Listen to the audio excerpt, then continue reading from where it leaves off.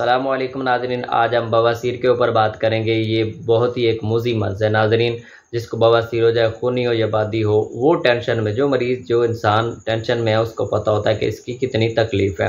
ناظرین، ہم آپ کو بتانے جا رہے ہیں بواسیر کا بہت ہی آسان علاج، گھریلو نسخہ ہے۔ آپ کے گھر میں دہی موجود ہے، آپ کے گھر میں شہد موجود ہے اور آپ کے گھر میں اسبگول کا چھلکا۔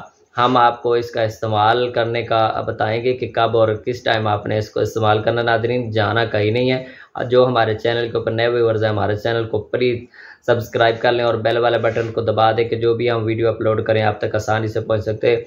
چلتے ہیں نسخے کی طرف، بہت ہی آسان ہے۔ جو میرے خواتین حضرات، جو میرے بہن بھائی بواسیر کو لے کے پریشان ہیں، دوائیاں کھا کھا کے پریشان ہو چکے ہیں، پہلے نمبر پہ ہم نے بواسیر کا جو علاج ہے وہ یہ کرنا کہ بواسیر ہوتی کیوں ہے، کس وجہ سے ہوتی ہے، پہلے وہ دور کریں گے۔ جو ہے علاج ہے وہ بالغذا کریں گے۔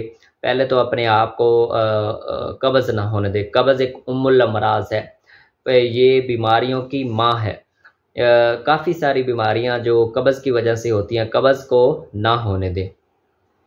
آپ کو پخانا جو کھل کے آنا چاہیے، اس طرح ہی یہ موقع بناتی ہے اور اس طرح ہی یہ بلیڈنگ ہونا شروع ہو جاتی ہے۔ خونی اور بادی کی بات کر رہا ہوں۔ بواسیر سے نجات آپ کو لینے کے لیے کیا کرنا پڑے گا؟ 1 کپ دہی کا لے لیں اور 2 چمچ اس میں شہد میں ڈالیں اور 1 چمچ چھلکے کا، اور اس کو اچھی طرح پھینٹیں یا اس کو اچھی طرح ہلا کے آپ نے اس کو نہار منہ کھانا ہے ناظرین۔ آپ اس کو 15 دن کھائیں، انشاءاللہ بواسیر سے آپ کو نجات ملے گی۔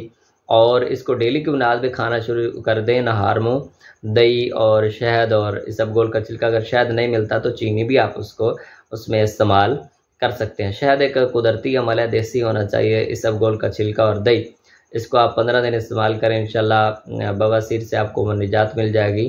اور ایسے نسخے شیئر بھی کیا کریں کہ دوسروں کو بھی فائدہ ملے۔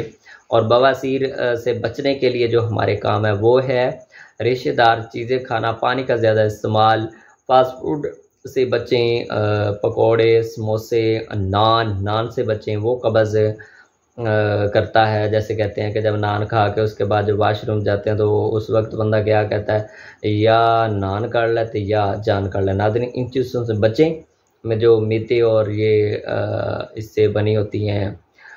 دوسرا فاسٹ فوڈ جو چیزیں ہیں، بریڈ لگا لیں اور یہ شوارمے اور یہ چیزیں، تو ان سے بچیں۔ میدے اور بیسن سے جو چیزیں بنی ہوتی ہیں ان سے بچیں، آپ کو قبض نہیں ہوگی۔ پانی نہار منہ پیا کریں، تھوڑا نیم گرم۔ آپ کا میدا، آپ کی آنتیوں صاف رکھیں۔ جب آنتیوں میں تھوڑے یہ فاضل مادے جمنا شروع ہو جاتے ہیں ایسا تو اندر یہ اپنی وہ تہ جمانا شروع کر دیتے ہیں، تو پھر کھل کے پخانا نہیں آتا اور وہ قبض ہونا شروع ہو جاتی ہے۔ یہ انسان کے ہاتھ میں ہے، خود کو یہ محفوظ رکھ سکتا ہے ان چیزوں سے۔ اللہ تعالیٰ آپ کو شفا دے، خوش رہیں، آباد رہیں۔ السلام علیکم ورحمۃ اللہ وبرکاتہ۔